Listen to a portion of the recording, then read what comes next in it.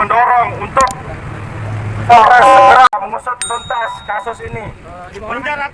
Laskar NTB yang memberikan serta pandangan secara hukum menjelaskan dalam tulisannya secara sosiologis konten dalam postingan tersebut memang sangat melukai perasaan umat Islam dan harus dilakukan langkah tidak terulang lagi, misalnya dengan meminta klarifikasi yang bersangkutan apa maksud postingannya dan memperingati yang bersangkutan bahwa postingannya menyinggung umat Islam.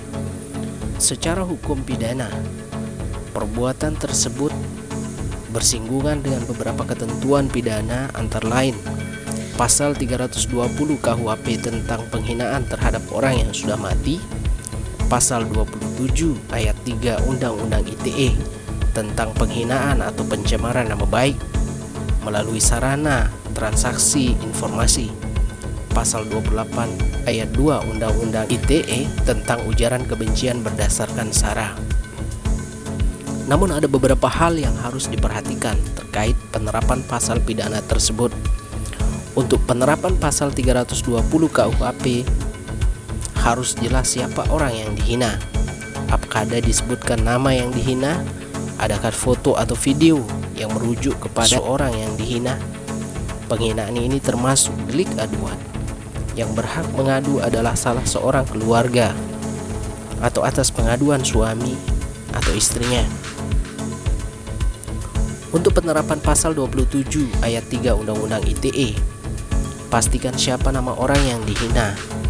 Identifikasinya dengan melihat postingan dan kolom komentar nama yang disebut dan video kepada siapa hinaan itu ditujukan. Jenis delik dalam pasal ini adalah delik aduan. Yang berhak mengadu adalah orang yang disebutkan namanya. Untuk pasal ini sulit diterapkan dalam kasus tersebut karena pasal ini untuk kasus penghinaan terhadap orang yang masih hidup.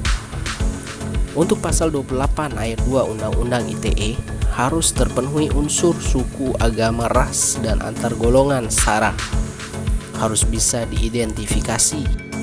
Menyebarkan ujaran kebencian saja tidak cukup, tetapi harus diikuti unsur saranya. Pasal ujaran kebencian berdasarkan sara ini lebih memungkinkan untuk diterapkan.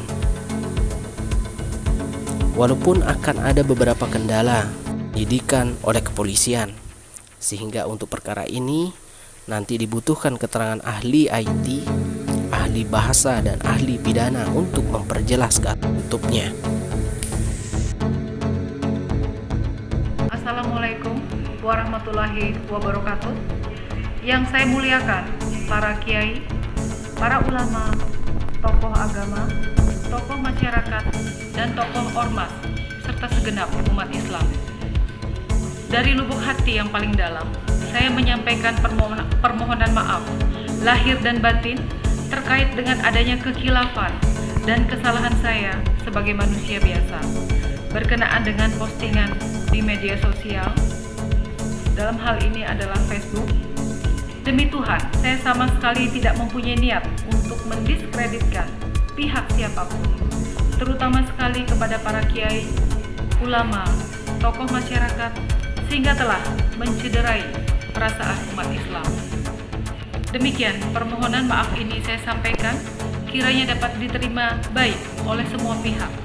Dan sekaligus dalam kesempatan ini saya menyampaikan ucapan selamat Hari Raya Idul Fitri. Mohon maaf lahir dan